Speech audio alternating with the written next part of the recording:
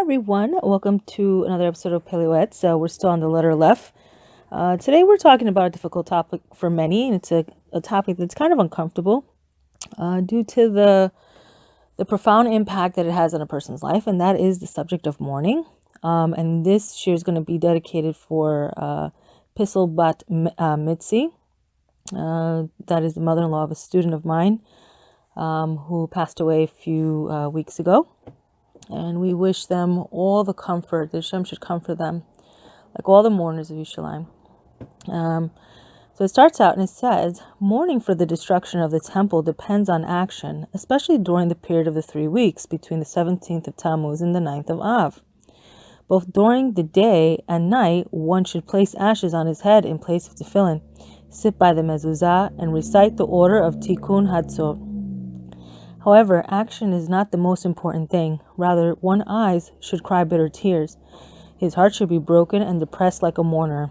He should utterly sigh for the pain of Shemaim. This past, 3 weeks, the one that passed, it was a very significant one for me. That was during the time where my father's great-great-great-grandfather was taken, and his trial was held during that time. It was a very emotional time for me.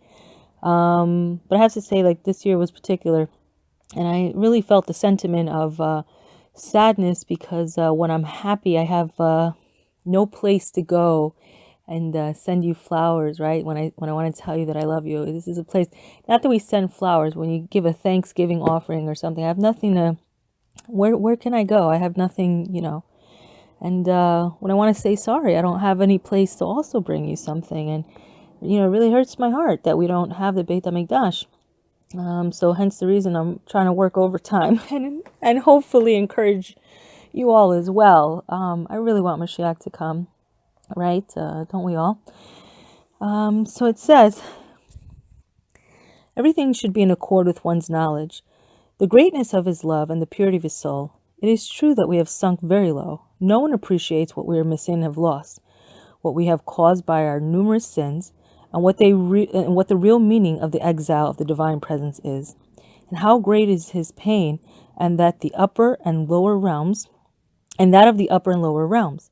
For these, all suffering will not suffice. Nevertheless, each individual is only obligated according to his own measure. A person should imagine that his mother dons sackcloth, is dressed in black, and is screaming in a high, bitter voice, like the cry of that of a dove. What does she say? My head hurts, my arm hurts.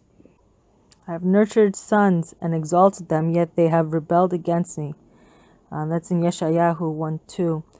More bitter things such as these a living person must take to heart and pour out his soul in a voice of lament.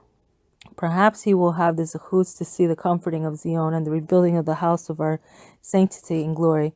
May it be rebuilt quickly in our days. Amen. There's everyone knows when you're under the chuppah and right at the end, it's like you're at the zenith, you're at your happiest moment, right? You've just been married, and then we go and we break the glass, and this comes to show us. To remember the destruction of the temple. But it also comes to remind us that though there are good times, there's also sad times. And, but like the famous saying says, this too shall pass, and we should always know that's how it is, unfortunately. Some days we are up and some days we are down. And we really do look forward to the coming Mashiach. To help us out of all of this. But I think that starts with helping ourselves and changing our day-to-day actions. So we continue on. It says, from this perspective, one can hear how bad and awful are the actions of some men and women who gather together for social party on Motzi Shabbat. I'm going to try to speak English today, or other nights, especially during the long winter nights. They engage in merriment of vanity, eating and drinking, playing music, and singing love ballads and Gentile songs. Woe unto them, and woe unto them. Without a doubt, their merriment will be transformed into grief, either in this world or in the next, unless they repent. Because besides the several prohibitions they violate, such as sitting with scoffers and improper speech and love songs, our sages said in Sotah 48a, the ear that hears inappropriate songs will be uprooted. Thus, they are like a foolish son who angers his father and embitters his mother. Mishlei 17:25. HaKadosh Baruch Hu says, "Woe unto the cruel children! A voice is heard in Ramah, a wailing of bitter tears, and Rachel is crying for her children. She is like a virgin wearing sackcloth." So this is a very serious matter. I don't think that, I think sometimes we think when we hear the songs of the Goyim, we don't think it's what's so wrong about it. But if sometimes you pay attention to the words, oftentimes they're talking about things that are truly inappropriate, and things oftentimes having to do with, relations out of wedlock, affairs, whatever have you. Things are very much to our detriment and to the detriment of that of our neshama. So we have to be careful about what we're listening to and what we're allowing our children to listen to. So it says, God will roar from his high place, and from the seat of his holiness he will raise his voice. He will surely roar over his abode. Angels of peace will cry bitterly. All the host of heaven, the righteous, the pious, and Mashiach cry and lament. All of this for the temple that was destroyed because of our sins. How can we at the very same time sit, sing, and rejoice and revel in the social party? This is really calling. This is really calling to our attention that, look, there is a time to be simcha. There is, and it is for sure mitzvah to be simcha. But in all of this, I think what they're saying here is, you have this again, sometimes this attitude with the mixed dancing and the inappropriate parties, and as if all that has happened to Klal Yisrael has not happened, as if the Beit HaMikdash has not been destroyed. So we have to be always mindful of the fact that don't be too happy in the exile. Mashiach is not here. We have no Beit HaMikdash, and for all intents and purposes, we're in exile. We really are in Galut. This is it's not the best place. So we should always be with simcha, of course, but at the same time, you have to remember the reality of our situation and where we find ourselves. So it continues on. It says, this is nothing but an expression of apathy and blindness. Whenever a God-fearing and kind-hearted person hears such things, he will decide not to attend any such social gatherings and meals again. He will allow himself all forms of grief and will not rejoice except in the joy of a mitzvah. The people of Israel will rejoice in its maker. So now we're going to get on into a little bit tougher part of mourning. And that's the mourning of someone who has died. And it says that included in the mitzvah of mourning is that when someone dies from whom one is obligated to grieve, he will observe all the laws of mourning, as our sages enacted and recorded explicitly in the Shulchan Aruch, Yorad Diyad 342. Many common people are not diligent in these matters due to their lack of knowledge. They study Torah, they wear shoes of leather, and they attempt to divert their attention from their mourning. If one would be wise and realize that at the time when the divine attribute of strict justice is upon him, he must be even more careful to perform meticulously every detail of mourning and to accept upon himself the judgment of Shemaim. So this is a very, again, this is one of those topics that I think makes many of us uncomfortable for the obvious reasons. But yet, has v'shalom, that you find yourself in this situation. And if you don't know how to mourn properly, because really it almost feels like that's one mitzvah you would hope you would never have to learn about. But if you're unsure, then I think this is the proper time to really lean upon your Rav. And if you don't have a Rav, reach out to a Rav. If you don't have like a Rav or a local place to go, that's the great thing about places like Chabad and all that. And they're so ready and willing to help out whoever is in need. And so you really should, draw upon the resources that Hashem has given you. And the great thing about Chabad is that they're really in every place. So even here, where we are very limited in very Orthodox shuls, we can always count on there's always going to be a Chabad, God willing, right? There'll at least always be that.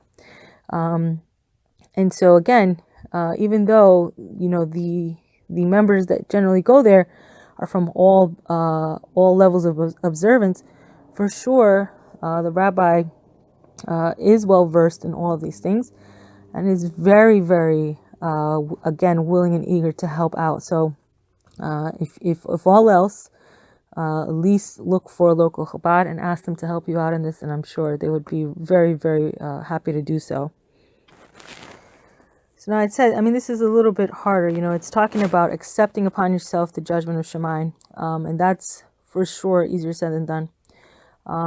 But the Torah, believe it or not, and again, I think it's very easy from this side of the coin to say these these lines that Harav Papo Alav Shalom has been trying to teach us. But it says that he should cry for 3 days, and a living man should lament, since the loss was the result of his own misconduct. All 7 days he should engage in eulogizing and retelling the praises of the deceased and any good trait that he possessed. He should learn the laws of mourning, or about the tragedies that occurred in Jewish history, in order not to deflect his mind from the mourning. For behold, the sages prohibit even child's talk in order to prevent a person from disengaging from mourning. When an individual complies with the words of the sages, he is guaranteed that he will know no more suffering. Now that is a beautiful guarantee. But again, this is a very hard thing to attain. Part of the mourning is, it's one of those things. We see even from Yaakov's reaction that death is one of those things that's very difficult to bounce back from. But I have to tell you that of all the things I think I've ever learned in the Torah, I learned something from our forefather Avraham Avinu, alav shalom, and he when it was talking about the death of Sarah, it was it's always funny, the things that almost seem absent are really where all the secrets are kind of hidden. Or sometimes when you see like a doubleness, like almost like the repeating stuff, all these things we know them to be kind of where there's a secret kind of hidden there, a buried treasure, if you will. And when Sarah died, it's the Torah kind of remained silent on a portion of that time. And it said, it starts out and it says that these are the days of the life of Sarah. But it talks a little bit about him purchasing the grave on the graveside. But then all of a sudden it just seems like no eulogy, no nothing. They don't talk about when they buried her. You see Abraham Avinu just becoming very, very busy. And I've learned from this, and I got to tell you that this works not just in mourning the loss of somebody who is no longer with us, because mourning, I think, can take on many forms, and it doesn't always have to be the loss of a person. Sometimes it's the separation of a person or a loss of anything. But I find that of all things that seems to work every time, it's this concept of when a tragedy occurs or something you don't quite understand. It's a little hard to accept what's being decreed from Shemayim. I find that when you do busy yourself, I'm telling you, it really does help. And I have to tell you, even for this time that my son has been away in boot camp, it was a very difficult thing for me. It was a very difficult thing for me. And I prayed to Hashem, please, that He would make me very, very busy. This way the time would go by and that I would not cry.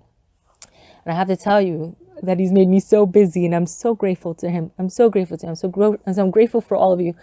I think people think I'm doing the chesed by teaching the class, but the truth is you're doing the chesed to me by, showing up every day and listening. So, it's, life is tough. It's tough, guys. So it says that it's fitting for every man unto whom a tragedy has occurred, to acquire a book of the laws of mourning. If he does not know Hebrew, he should seek books in other languages. For example, the Shulchan Aruch in Mayam Loez on the Parshat Vayicha and other similar works. The goal of a person is to seek to know, either from the sages or their works, that which he must do according to the law. He must not violate the will of his Maker, and by doing all that he must do, happiness will be in his abode. Hashem is quite merciful. He really is. And, I have to tell you that some of the laws are very beautiful, in that Hashem really does. I got to tell you, it never ceases to amaze me the level of care that Hashem puts into his children, and the laws of mourning. You really see that. I think Hashem has really been just so mindful, and this is one of those traits, his Rahmanis, that I just love so much about him.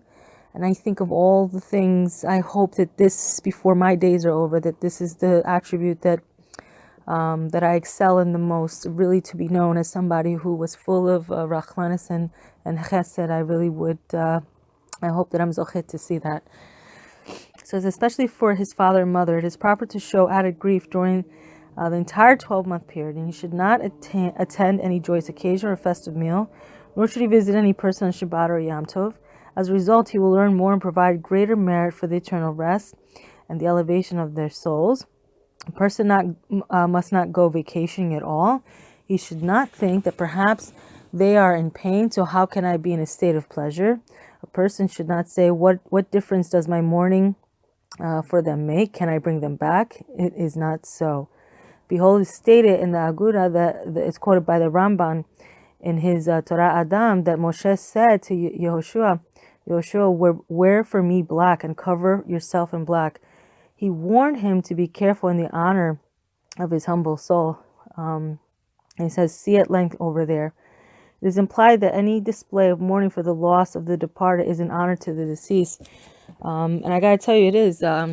It brings the neshama of the one that has been niftar. It does bring him pleasure to know that he was loved. He or she was loved, and to see them mourning. So again, very, very beautiful things. And I know it's a very difficult subject for many people to want to study, especially when sometimes I think we feel like we're going through so many hardships, and that's just one thing we just don't want to have to face. But there are many beautiful things, but sometimes I think it's a little difficult when you're in the midst of it to kind of see it all. So it says, however, one must not do what is a practice in some places. For example, to wear weekday clothes on Shabbat.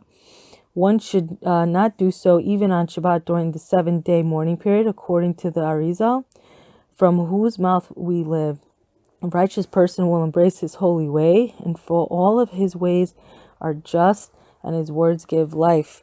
So, a few things that I've really learned over the years about this subject is, so the neshama, shortly after it's departed, it's kind of going back and forth for the first few days, and I believe up to the first year, it's going back and forth, and it's very difficult for the neshama, very difficult. It's no longer in this world. It can no longer do Torah mitzvot. And, part of, when a person is niftar, that you cannot even do Torah mitzvot until they're buried. And this helps us to appreciate the fact that we are still here and we can do Torah mitzvot.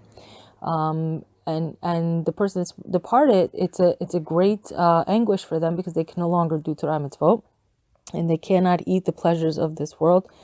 Eating is a pleasure, which is now they cannot do it. But, hearing the words of Torah is like eating for them at that point, because it's feeding their neshama. And I'm like 99.99% positive, but, there used to be this minhag, and it was taking, the goyim do it a lot. And they probably have commandeered it, if you will. And it's the fact of the flowers, because scent is a spiritual thing, and it's something that the neshama can smell. So, putting flowers everywhere, it's a very beautiful thing. And it's funny because, as I'm thinking about Spain at this moment, and, I had a very, very wonderful friend send me a video, and it brought me back to my childhood, because you've seen all these potted plants, and I have to say, I wonder, how much pleasure it must give to all the people who perished in Spain. How much it must have given them pleasure to at least smell that. But this is a very difficult concept. And again, it doesn't only have to be difficult because you've lost someone. If you've lost a job, if you've, shalom, that you've lost your marriage, or whatever it is, your lifestyle as you knew it, these are all things that also cause mourning. And granted, the laws for that are not the same, obviously. But there is a process, the sense of loss. It's very difficult. It's very hard for us. Nevertheless, we do grow out of it. We grow out of the pain that we experience, as with all things. But always remember, there are certain things that only Yisurim can clean, and then there's certain things that only death can clean. And I think at this, at that point, know that they're being cleansed of certain things, but always remember, in death, you're not separated from them. And the Zohar HaKadosh says that, you can still have a connection. And for sure, this is why it's a great thing, to do, mitzvot in their honor, to dedicate a shir to them. Because it helps to elevate the neshama, and especially during the 12 months when they are on trial. They're looking, the heavenly courts and all of their relatives are looking for mitzvot. They're literally scrounging around looking for mitzvot. So it's very important that we keep doing them, so that they don't have to look so hard, and they can bring it to the Beit Din and Shemaim, and they can say, look, because of this neshama, look what the children of Am Yisrael are doing. They're saying Tehillim, they're studying Torah, they're performing mitzvot. It's a very beautiful thing, but just know that we are never departed. Death is, nothing more. This is a waiting room that we're in, and death is nothing more than the entrance into, what we've all been working for this whole time. So that's it for today. I want to thank you again all for tuning in, and I hope we'll all be together again soon. Besrat Hashem.